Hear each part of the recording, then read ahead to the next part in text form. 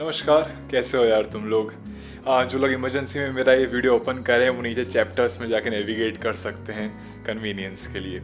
तो यार बहुत दिनों के बाद मैं यहाँ स्टूडियो में एक वीडियो फिल्म कर रहा हूँ और काफ़ी सारे डेवलपमेंट्स हो गए हैं सेटअप में भी, गियर में भी, पर एक वीडियो में ज़रूर उन चीज़ों के बारे में बनाऊंगा।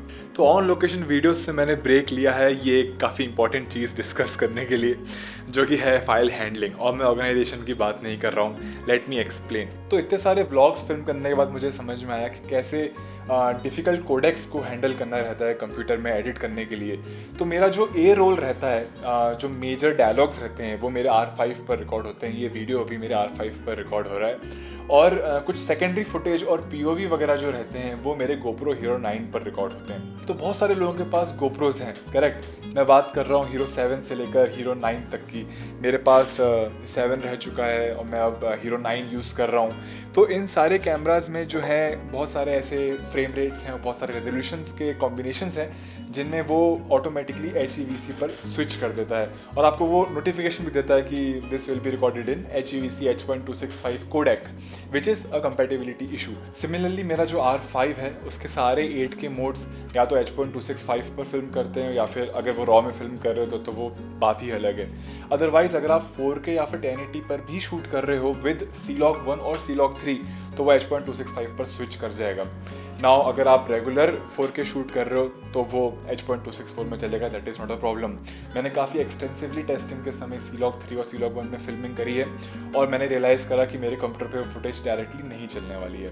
नोट करने वाली बात यह है कि R5 के जो 4K HQ मोड्स हैं वो भी बाय डिफ़ॉल्ट H.264 पे चलते हैं अनटिल अनलेस आप उसको C-Log 1 या C-Log 3 में यूज़ करो।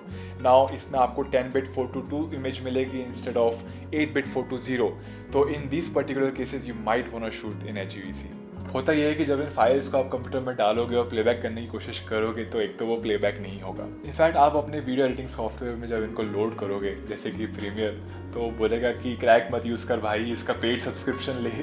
और रिजॉल्व भी आपको बोलेगा कि इसका स्टूडियो वर्जन सब्सक्राइब करो instead of the normal free version. मैं भी फ्री वर्जन यूज़ कर रहा हूँ तो मेरे में क्या हो रहा है कि मैं ऑडियो को प्लेबैक कर पा रहा हूँ पर वीडियो के ऊपर एक रेड स्क्रीन बनी आ रही है, वो मुझे ना प्रीव्यू करने देगा ना मुझे एडिट करने देगा। तो हमारा मेन इशू ये है कि हम इनको सॉफ्टवेयर्स में कैसे चलाएं। तो ये कंपैटिबिलिटी इशू को कैसे हमको अवॉइड करना है, इसका वर्कअराउंड क्या है। तो व्हाट इज़ HEVC H.265? तो इसका फुल फॉर्म होता है high efficiency video coding. Now ये बेसिकली क्या है, थोड़ा सा नया है। उस चक्कर में हमारे जो पुराने कंप्यूटर्स हैं, मोबाइल फ़ोन्स हैं, इनफैक्ट जो सॉफ्टवेयर हैं जो अब आउटडेट हो चुके हैं वो अभी तक उतना ढंग से कोप अप नहीं कर पाए हैं एंड इसलिए हमको ये कंपैटिबिलिटी इशू यहाँ पे क्रिएट होता है। तो ये H.265 का फ़ायदा ये है कि ये फाइल साइजेस को काफ़ी कंप्रेस कर देता है और काफ़ी कम जगह में आपको काफ़ी अच्छी एफिशिएंसी दे देता है जैसा कि उसके नाम में है। नाउ H.264 के कंपैरिजन में सेम बिटरेट में वो आपको बेटर क्वालिटी भी दे देता है, which is pretty good. Drawback सिर्फ इतना है कि आपको ये कन्वर्जन्स और इन एक्स्ट्रा स्टेप्स के साथ डील करना पड़ता है और काफ़ी कंप्यूटर्स उस चीज़ के लिए उतना अभी रेडी नहीं है, काफ़ी सारे सॉफ्टवेयर भी अभी उस चीज़ के लिए रेडी नहीं है। नाउ इसका मेजर सोल्यूशन ये है कि या तो आप इन चीज़ों को ट्रांसकोड कर लो H.264 में या फिर ProRes में। तो ये जो वीडियो है ये अल्टीमेटली ट्रांसकोडिंग के बारे में है प्राइमरीली। नाउ मैं एक सॉफ्टवेयर यूज़ करता हूँ जिसका नाम है video प्रॉक। Now I am not sponsored by video प्रॉक, I personally use it, ठीक है। नाउ बाय डिफ़ॉल्ट आप उसका फ्री वर्जन तो परचेज़ कर सकते हो, डाउनलोड कर सकते हो, पर उसका सारे फीचर्स यूज़ करने के लिए और बड़ी बड़ी फाइल्स को ट्रांसपोर्ट करने के लिए आपको उसका पेड वर्जन चाहिए। Video प्रॉक, I will name it down somewhere on the screen for you guys, ठीक है। नाउ तरीका ये है कि जो H.265 फुटेज है GoPro की उसको H.264 में कन्वर्ट कर लो। और अगर आप 4K HQ वगैरह में फिल्म कर रहे हो अपने Canon R5 में या फिर किसी और कैमरा में जो काफ़ी अच्छा 4:2 10-bit वीडियो रिकॉर्ड कर रहा है, तो मैं सजेस्ट करूँगा कि आप ProRes 4:2 में कन्वर्ट करो, ट्रांसकोड करो उस फुटेज को। तो आपके फाइल साइजेस भी काफ़ी रिलेटिव रहेंगे, आपका कलर ग्रेडिंग में भी आपको काफ़ी डिटेल्स और काफ़ी स्पेक्ट्रम मिल जाएगा उसमें। तो I definitely recommend it, not just for GoPros और R5, I recommend transcoding to ProRes for every other camera as well। पर हाँ, GoPro के लिए you shouldn't bother और आप H.264 में उसको डायरेक्टली कन्वर्ट कर सकते हो। तो गाइज ये है वीडियो प्रॉक का full version. As you can see यहाँ पे 3-4 ऑप्शन से, हमें बाकी से मतलब नहीं है। लेट्स क्लिक ऑन वीडियो और एक H.26 फाइल मैंने यहाँ पर रखी हुई है और उसको मैंने ड्रैग कर दिया है। नाउ इस फाइल में क्या है और ये कैसी फाइल है उसको हम इग्नोर करेंगे। मैं ये बताना चाह रहा हूँ कि अगर जैसे कि आप R5 के किसी मोड में फिल्म कर रहे हो, जैसे कि C-Log 1 या C-Log 3, और आप उसको प्रोरेस में करना चाह रहे हो, तो आप कैसे करोगे। यहाँ पे हो सकता है आपको प्रोरेस का ऑप्शन ना दिखे, मेरे में है क्योंकि मैं ऑलरेडी यूज़ करता हूँ। जब आप नया ही डाउनलोड करोगे सॉफ्टवेयर तो आपको यहाँ पे प्लस में जाना पड़ेगा and then you can select Apple device and then you can click on this to ProRes video. उसमें सबसे ऊपर ये ऑप्शन है 422HQ। नाउ इसको जो है स्लाइडर को पूरा HQ तक पुश करके और फिर इस पर क्लिक करके आप ऐड करोगे तो आपको यहाँ पर इस तरह से ये ऑप्शन दिख जाएगा। तो अगर ये R5 की फाइल होती तो मैं इस पर प्रोरेस पर क्लिक करता एंड देन मैं ऑप्शंस में जाता। नाउ मुझे यहाँ पे दिख जाएगा सबसे पहले तो ये स्लाइडर, जिसको मैं पूरा हाई क्वालिटी पे कर दूंगा, प्रोरेस को रहने दूंगा यहाँ पर। नाउ फ्रेम रेट और रेजोल्यूशन को हम करेंगे keep original and keep original, because अगर हम मल्टीपल फाइल्स को ट्रांसपोर्ट कर रहे हैं, और जैसे अगर मैं R5 की भी मल्टीपल फाइल्स की बात करूँ तो हो सकता है कुछ 120 FPS में हो, कुछ 24 में हो, कुछ 60 में हो, तो अगर मैं कीप ओरिजिनल करता हूँ तो वो इंडिविजुअली सारी फाइल्स को उस ढंग से ट्रीट कर पाएगा।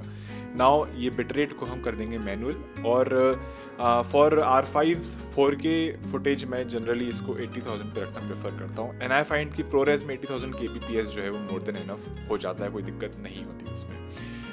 एंड इसको CBR पे रखना ज़रूरी है, एवरेज बिट रेट उतना अच्छा वर्कआउट नहीं कर पाता है। नाउ ये सब सेटिंग्स करने के बाद it's very important to hit apply to all, क्योंकि जनरली आपके पास यहाँ पे बहुत सारी वीडियो फाइल्स होंगी, ऐसी एक नहीं होगी। उसके बाद ये NVIDIA और यूज़ हाई क्वालिटी इंजन पे चेक मार्क्स होना बहुत ज़रूरी है। देन आप इसको आउटपुट फोल्डर डिफाइन कर सकते हो जहाँ पर भी आपको इनको एक्सपोर्ट करना हो, एंड उसके बाद you just have to hit run.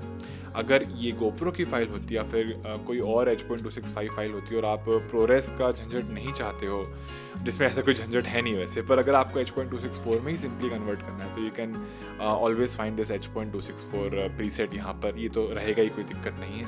And इसमें आईफोन और एंड्रॉयड वाले ऑप्शन सेलेक्ट नहीं करना है, अपन को MP4 वाला ऑप्शन सेलेक्ट करना है एंड देन अपन ऑप्शंस में जा सकते हैं। You can see the same slider thing and इसको आप कीप ओरिजिनल और ये एक्सपेंड वीडियो पे क्लिक नहीं करना है। By the way now GoPro की अगर अपन पर्टिकुलरली बात करें, आई फाइंड कि मैंने एक बार 45,000 पे करके देखा था एंड फाइल साइजेस छोटे हो गए थे, पर क्या बोलते हैं HEVC के कंपैरिजन में क्वालिटी जो है वो काफ़ी कम हो गई थी, काफ़ी क्लैरिटी और शार्पनेस कम थी उस फाइल में जो ट्रांसकोड हो के आई थी। तो इसको भी मैं सजेस्ट करूंगा कि एटलीस्ट 80,000 रखो। हो सकता है कि आपकी H.265 ओरिजिनल फाइल के कंपैरिजन में इस फाइल का साइज़ थोड़ा सा बड़ा निकले, but then it's worth it trade अगर आपको किसी पर्टिकुलर कॉम्बिनेशन पे शूट करना ही था इन द फर्स्ट प्लेस। तो नाउ इसमें भी आपको अप्लाई टू ऑल करना है, बिकॉज आपके पास हंड्रेड्स ऑफ GoPro फुटेज होगी। Generally apply to all and then hit run. Now मैंने C-Log 1 C-Log 3 में यूज़ करना फ़िलहाल बहुत कम कर दिया है, स्पेशली मैं ब्लॉग्स में बहुत नॉर्मल एक मैंने कस्टम प्रोफाइल बना के रखी है, मैं उस पर फिल्म कर रहा हूँ क्योंकि मैं नहीं चाहता हूँ कि मैं ये एक्स्ट्रा स्टेप्स करूँ। But what about proxies? मेरे को पता है कि तुम में से बहुत लोगों को पता होगा कि प्रॉक्सीज कैसे बनाते हैं और उनका क्या पर्पस है।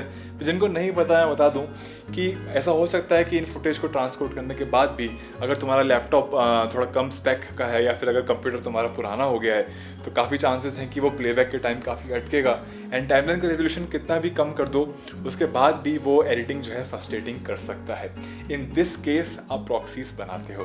नाउ प्रॉक्सीज का जो स्कोप है वो थोड़ा इस वीडियो के बाहर है, तो मैं जानना चाहता हूँ कमेंट्स में कितने लोग चाहते हैं कि मैं ट्यूटोरियल बनाऊँ या तो प्रीमियर की प्रॉक्सीज का या फिर डाविंची रिजॉल्व में प्रॉक्सीज का।